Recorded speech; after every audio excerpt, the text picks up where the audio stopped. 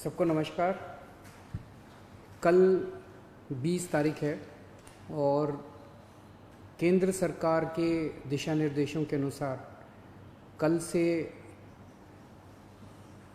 उन क्षेत्रों में जहाँ पे कोरोना का असर कम है या कोरोना नहीं है, वहाँ पे लॉकडाउन के शर्तों में थोड़ी ढील दी जा सकती है।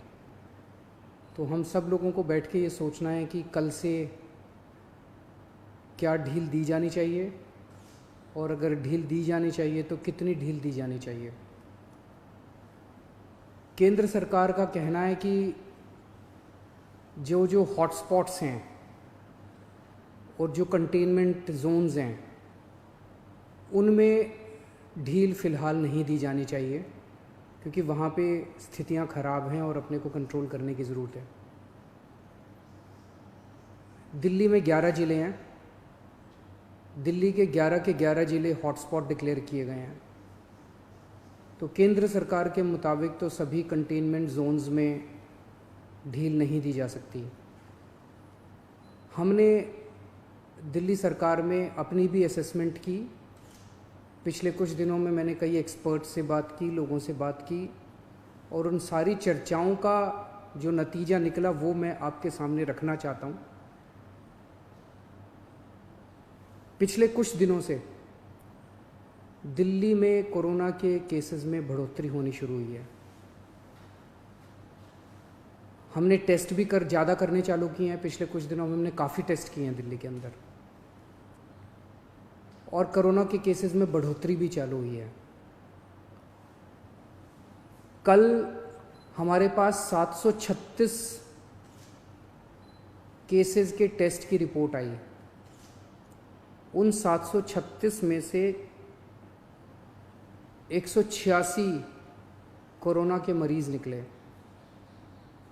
यानी कि 25% लोग कोरोना के मरीज़ निकले। 186 तो काफ़ी ज़्यादा है। ये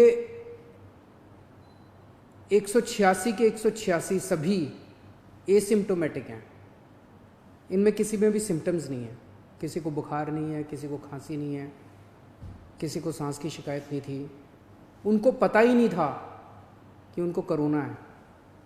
उनको पता ही नहीं था कि वो कोरोना लेके घूम रहे हैं इधर उधर। ये और भी ख़तरनाक बात है कि कोरोना फैल चुका है। बहुत सारे लोग कोरोना लेके घूम रहे हैं, और ये बीमारी ऐसी है कि किसी को पता भी नहीं चलता कि मुझे बीमारी हो गई है। कई बार सिम्टम्स नहीं आते, बीमारी हो जाती है।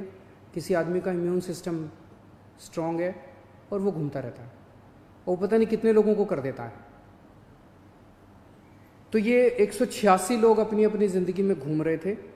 इनमें एक व्यक्ति से जब हमने बात की, उसने बताया जी मैं फलाने फलाने फूड सेंटर में, हम लोगों को खाना बांटते हैं ना, दिल्ली सरकार लोगों को खाना बांटती है, पका हुआ खाना रोज़ देते हैं हम, लंच और डिनर। वो कहता है जी मैं पिछले कुछ दिनों से रोज़ सरकार के फूड सेंटर में जाके खाना बंटवाने का काम कर रहा था। आप सोचो उसने वहाँ कितने लोगों को इन्फेक्ट कर दिया होगा। तो मैंने आज ही आदेश दिए हैं उस फूड सेंटर में जितने लोग आते हैं, मैं एज्यूम कर रहा हूँ कि डेली वही लोग आते होंगे एक सेंटर में खाना खाने के लिए, उन सब की रैपिड टेस्टिंग करवाएंगे जितने भी लोग आते हैं। और दिल्ली में जितने भी हमारे फूड सेंटर्स हैं, उन सभी फूड सेंटर्स में खाना बांटने वाले सभी वॉलंटियर्स का और कर्मचारियों का हम रैपिड टेस्टिंग कराएंगे। तो इससे ये दिखता है कि दिल्ली के अंदर इस टाइम फैलना चालू हो गया है। रोज़ कंटेनमेंट जोन्स बढ़ते जा रहे हैं जहाँ पे ऑपरेशन शील्ड लागू किया जाता है। आज की डेट में 77 कंटेनमेंट जोन बन गए हैं दिल्ली के अंदर। हमने कंटेनमेंट जोन्स में रैंडम टेस्टिंग कराई थी। कहीं से 200 का सैंपल लिया, कहीं से 180 का सैंपल लिया, कहीं से, वहाँ पे रैंडम टेस्टिंग कराई थी। वहाँ पे निकल के आया कि कुछ कंटेनमेंट जोन्स जहाँ पे लोगों ने बात मानी, लोगों ने अनुशासन का पालन किया, लोग अपने अपने घरों में रहे, वहाँ पे एक भी नया केस नहीं आया। लेकिन जहाँ लोगों ने बात नहीं मानी और लोग गलियों में निकल आए, हम उस कंटेनमेंट जोन के अंदर किसी को नहीं आने देते, बाहर किसी को नहीं जाने देते, लेकिन अंदर लोग एक दूसरे के घर में जाते रहते हैं। लोग नहीं मानते, काफ़ी उनको मनाने की कोशिश की जाती है, सख्ती करने की कोशिश की जाती है, लेकिन कई जगह लोग नहीं मानते। जैसे मैंने कल आपको जहांगीरपुरी का उदाहरण दिया। जहांगीरपुरी की एक गली, उसके अंदर एक ही परिवार के कई सारे घर थे, चाचे मामे ताया ये सब। उनमें एक ही परिवार के 26 केस पॉजिटिव निकले, क्योंकि वो माने ही नहीं। कंटेनमेंट जोन होने के बावजूद वो एक दूसरे के घरों में जाते रहे।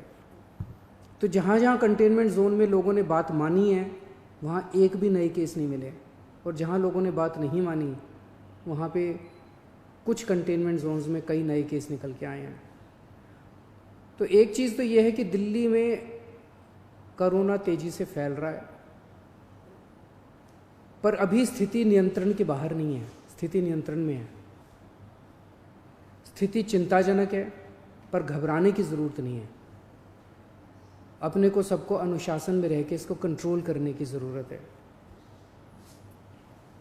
आज दिल्ली में टोटल 1893 केस हैं, मोटा मोटा 1900 मान लो, 1900 केस हैं।